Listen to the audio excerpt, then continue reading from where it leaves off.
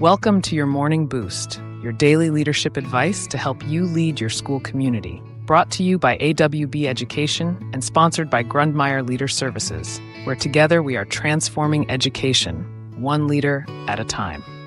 Good morning, leaders, and welcome to another day of your Morning Boost. I'm Jess Hansen, and I'm truly delighted to be with you again. I hope your journey through the week is unfolding smoothly. I want to say a quick thank you to AWB for allowing me this opportunity to do these podcasts. I'm genuinely enjoying sharing some ideas with you. If you are interested in doing this, reach out to them like I did. I just went to the AWB Education webpage and filled out the form. It really is as simple as that. Adam pretty much took care of the rest. Big thanks again to him and the crew at AWB. I have learned a lot during this adventure. Speaking of great learning, if you're looking for even more insights, I highly recommend checking out Control Shift Lead, another fantastic podcast from AWB Education. Adam and Jim share some incredibly insightful tips and captivating stories. It's an easy listen with so much to gain for any leader looking to grow. This morning, our conversation shifts to a really important aspect for every school leader: how to genuinely gauge if your classes are offering enough intellectual challenge. This isn't about making learning unnecessarily difficult. It's about making sure our students are truly provoked to think, stay engaged, and build the vital problem-solving abilities they'll need for their futures.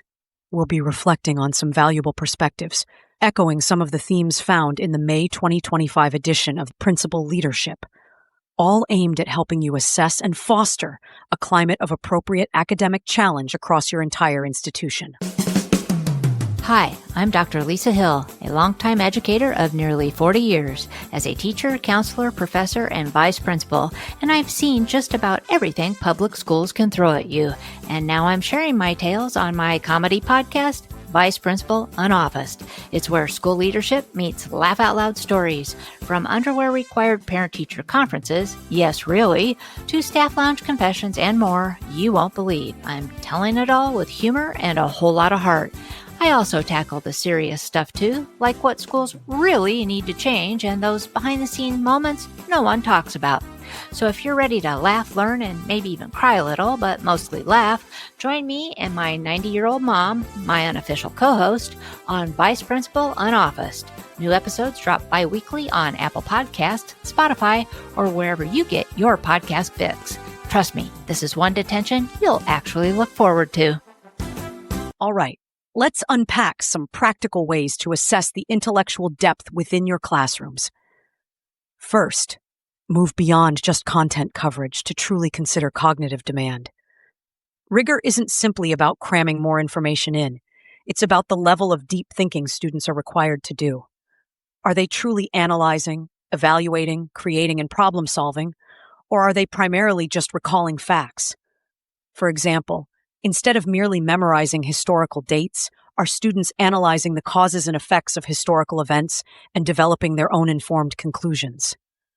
I once observed a lesson where the teacher shifted from a timeline recall to a debate on historical turning points, and the depth of student engagement and thinking was remarkable.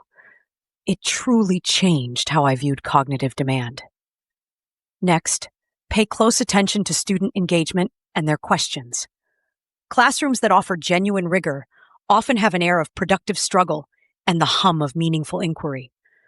Are students actively participating in discussions, posing insightful questions, and wrestling with complex ideas?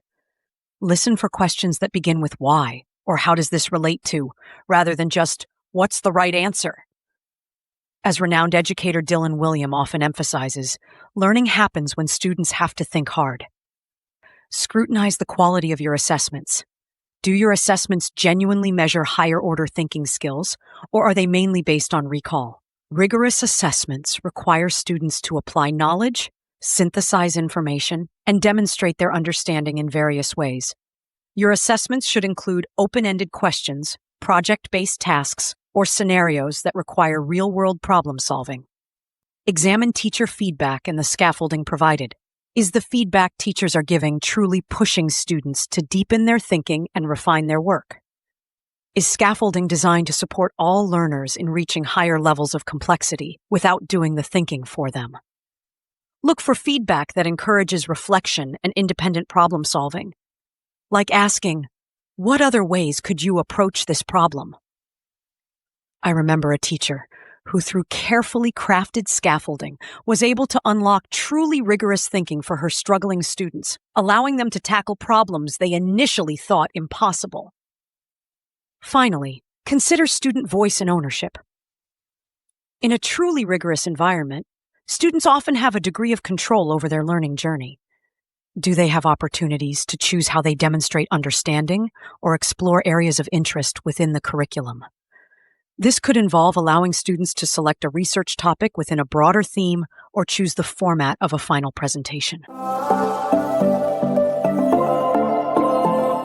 So to summarize, evaluating classroom rigor means closely examining cognitive demand, observing student engagement and their questions, analyzing the quality of assessments, examining teacher feedback and scaffolding, and considering student voice and ownership.